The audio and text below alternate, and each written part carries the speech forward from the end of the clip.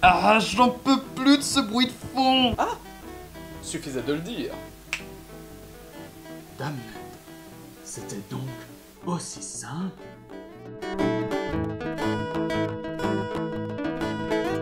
Salut tout le monde, c'est Darchi et aujourd'hui sortez votre fourberie et votre accoutrement de détective de la dernière fois car nous allons parler de Silas Corey, de Fabien Nury et Pierre Allary. Fabien Nury devrait d'ailleurs te dire quelque chose car c'est le scénariste de la série très connue Il était une fois en France. Laisse tomber, je sais même pas pourquoi je te pose encore la question.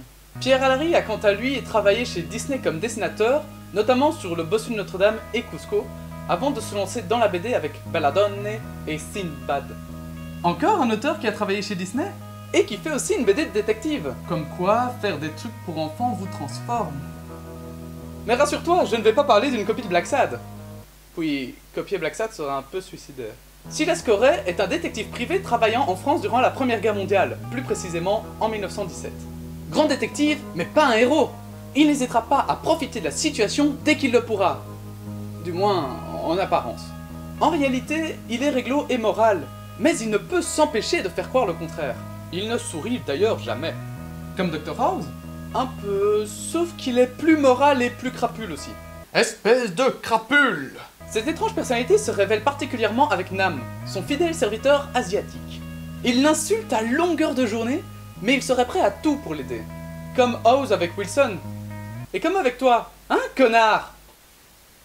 Quelle belle preuve d'amour!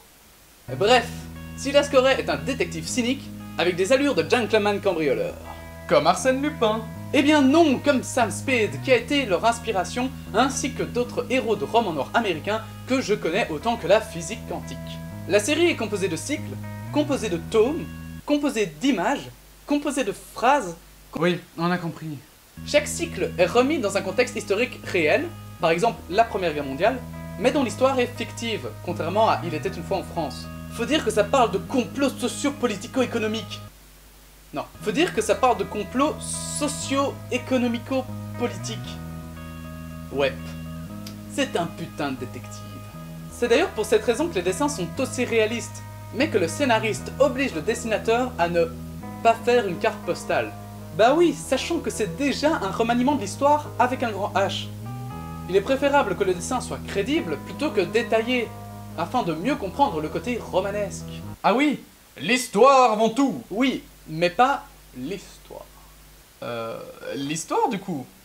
Non, oui, enfin, on a compris quoi. Concernant celle-ci, il s'agit d'une enquête se situant entre le roman policier et le polar pour le premier cycle. Pour le second, c'est juste du polar. Ah, c'est parce qu'il fait froid. Ah. Le but de l'auteur était de faire quelque chose de dense et de fort avec un ton en apparence plus léger. Et c'est un pari réussi! Même un peu trop! Pour le côté fort, avec un ton en apparence plus léger, ça le fait. Et c'est cool! Yeah! Mais pour le côté dense... Donc on a Bob, qui est avec Pierre, qui lui est contre Frank, qui lui veut juste un vélo pour rencontrer Bob, qui lui est pour Pierre. Non, attends, c'est pas ça, je recommence. J'ai dû reprendre au moins 2 fois cette BD avant de réellement comprendre. Ah mais, en fait, il ne faut pas que regarder les dessins. Ah merde! Je me disais bien qu'il y avait un truc qui clochait. Alors bon, ça permet de redécouvrir la BD à chaque lecture, donc c'est pas vraiment un point négatif. Mais faut aimer quoi. Et visiblement, ça ne dérange pas grand monde vu qu'elle a de très bonnes critiques. Maintenant, je me rends compte que j'ai pas beaucoup parlé des dessins. C'est clair que par rapport à Black Sad, les dessins sont ici plus classiques. Entre guillemets classiques, hein. Sauf pour un truc. Les ombres. D'habitude, dans la BD, quand il y a un personnage en avant-plan, il est noirci afin de ne pas le détacher du décor. Mais ici, il fait exceptionnellement le contraire, afin de donner plus de profondeur à la scène. Bon, il le fait qu'une fois par BD, mais c'est un petit détail sympa à savoir. Et voilà, cet épisode est maintenant terminé. Je laisserai le mot de la fin au dessinateur, à propos du jugement du scénariste sur ses dessins. Il sait ce qu'il veut voir. Du bon cinéma. Un conseil, retenez bien cette phrase.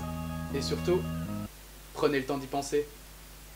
Non! Tu peux pas dire ça! C'est pas ton texte! Ah,